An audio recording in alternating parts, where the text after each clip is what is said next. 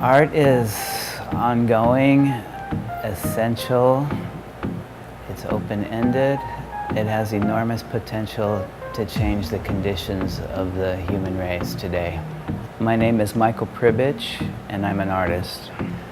I didn't come from, I didn't have an art background in my family. There's no artists in my family. I always had a big curiosity about the world. I had an aunt who traveled a lot. She influenced me in some ways in the sense of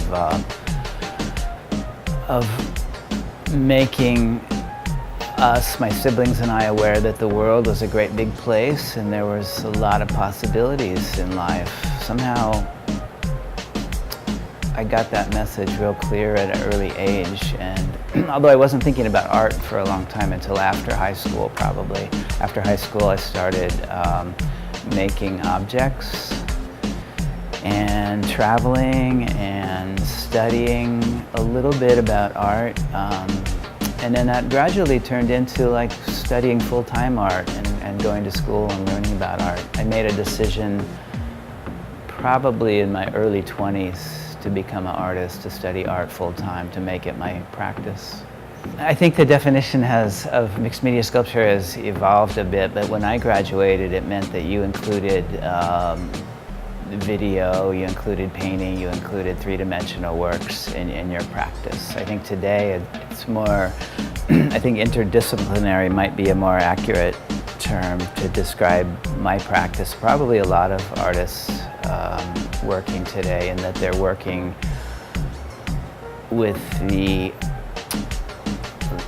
like a sort of open-ended view of community and who their audience is and who they're working with and who they're working for. I think that's an expansive term that keeps sort of evolving today. What inspires my art today are the social conditions of workers. The conditions of labor that seem unjust or unfair motivate me a great deal. I have a body of work that's about sugarcane workers because when my wife Esperanza was in a residency in the Dominican Republic, I saw sugarcane growing for the very first time, and I saw Haitian laborers harvesting the sugarcane labor, and they were doing it by hand with machetes in these fields that went on for miles and miles, and it just was an unbelievable sight to me because of the extreme condition of the labor. I grew up in California in the Central Valley where there's industrial agriculture. I grew up with that, and it's all, I mean, there's a lot of farm workers, but there's a lot of machines doing the big scale work.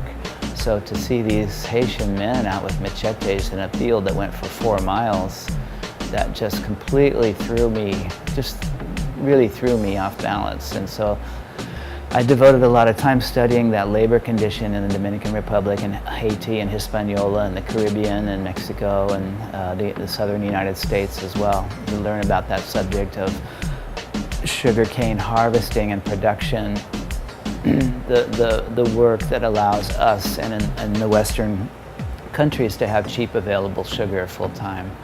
I pay a lot of attention to laborers around me. Kitchen workers are a big subject for me. A Mexican in every kitchen is a body of work that I've been working with for a while now, 6 or 7 years.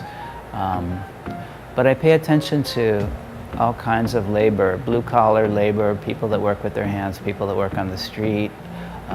Those are the most easy for me because I see them and I sort of understand a lot of the processes.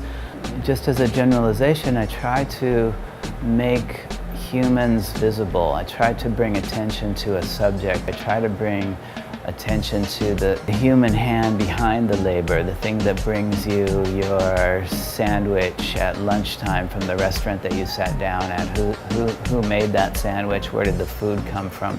Just as a generalization, I try to make that, I try to humanize that aspect of living.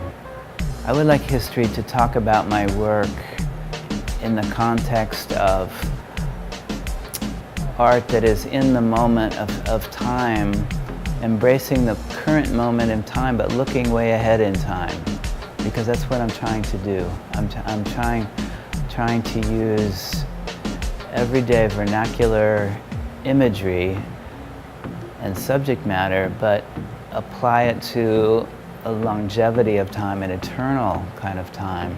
And that's, I hope, is like the scope of that, the reach of that will somehow come across, and it will last beyond my lifetime.